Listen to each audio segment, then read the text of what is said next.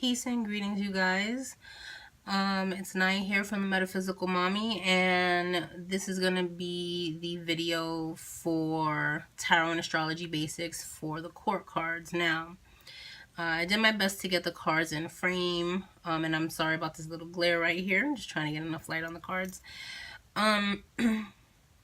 So when we're talking about the court cards, so for those of you who have an astrological foundation, I think it'll be maybe easier for you to pick this up. For those of you that don't, taking the time to maybe learn it might be beneficial if you struggle with the court cards. There are many different ways of learning the court cards, but as far as tarot and astrology goes, this is how it works for me. So again, we're talking about the modality of the zodiac signs: cardinal, fixed, and mutable. Okay, beautifully, we have exactly 12 court cards, 12 zodiac signs, right? So what we have here is the let's start from the bottom here. The knights, all of the knights are associated with mutable energy.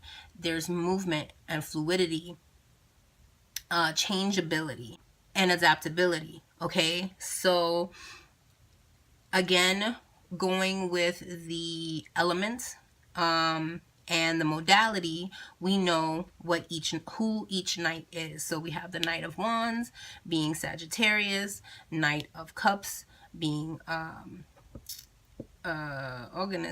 Pisces,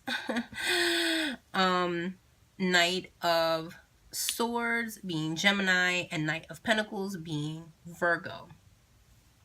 Okay, then when it comes to, and I'm just going to scooch those down a little bit. Well, then when it comes to the Queen and Kings, it might seem a little counterintuitive now, but you'll understand me later. Since we're talking about a royal hierarchy, so zodiacally, I don't look at the energies in the context of the hierarchy, right? But when you're looking at the tarot cards, you do look at that hierarchy. So I'm going in between both, so bear with me here. When we're talking about cardinal signs, we're talking about queen energy.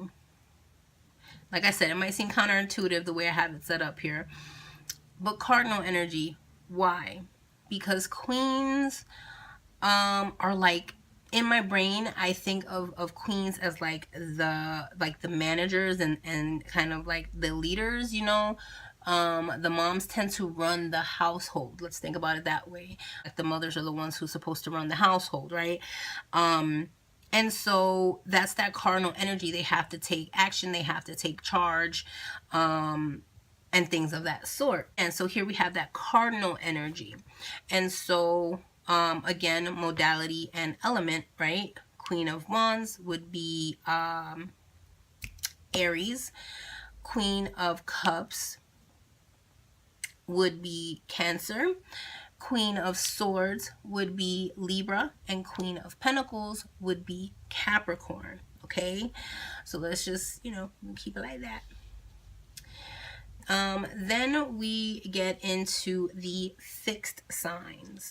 All right, so when we're talking about the kings, let's think about it like in the hierarchy, there's nowhere else to go up, right? There's nowhere out. They've hit kind of like that glass ceiling, so to speak, or it's not really a glass ceiling, but there's nowhere else to go. That's the top post. That's the highest post that they can get to.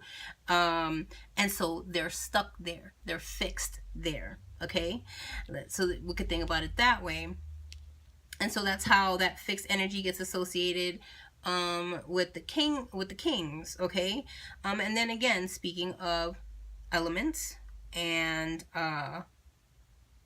modality, King of Wands is Leo, King of Cups is Scorpio, King of Swords is Aquarius, and King of Pentacles is Taurus. And again, and if you know any of these zodiac signs, you know that they are on a little bit of a stubborn side. They can be.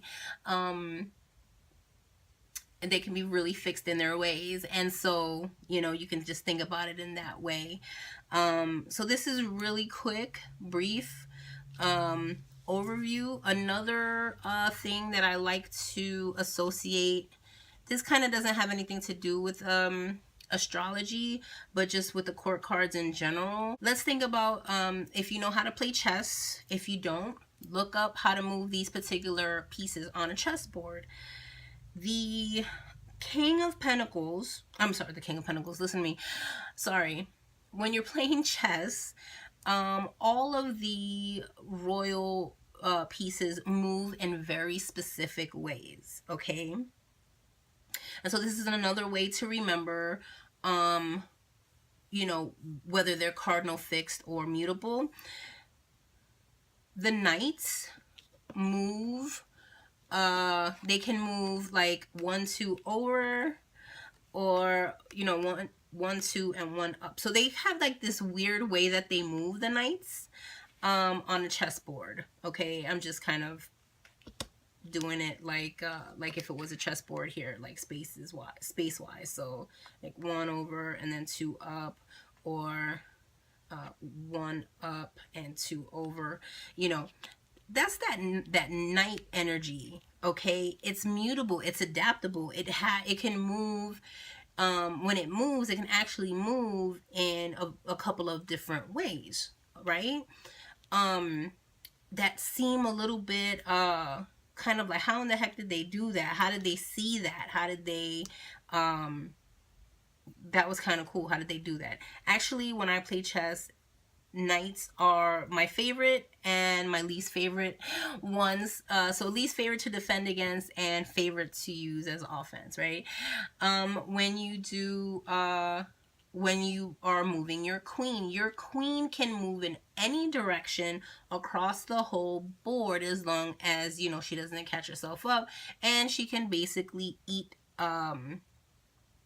or take any of the smaller or other pieces that are on the board. So there's that cardinal energy. She can run the whole board if she's doing her job right, okay?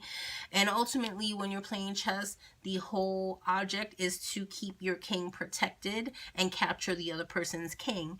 And what makes it interesting is that on the king is powerful on the chessboard, but he's also kind of fixed. He can move in any direction, but only one space. So the king don't really get anything done unless he has his other like people working for him, working with him. You know what I'm saying? In his chess army, so to speak. So, you know, so sometimes he can eat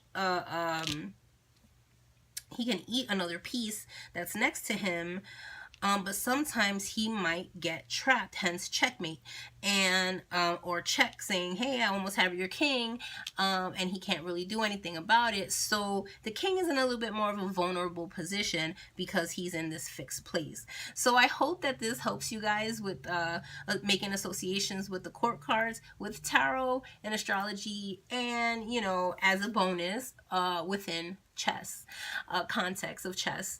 So thanks again for watching. Much love, many blessings. Peace.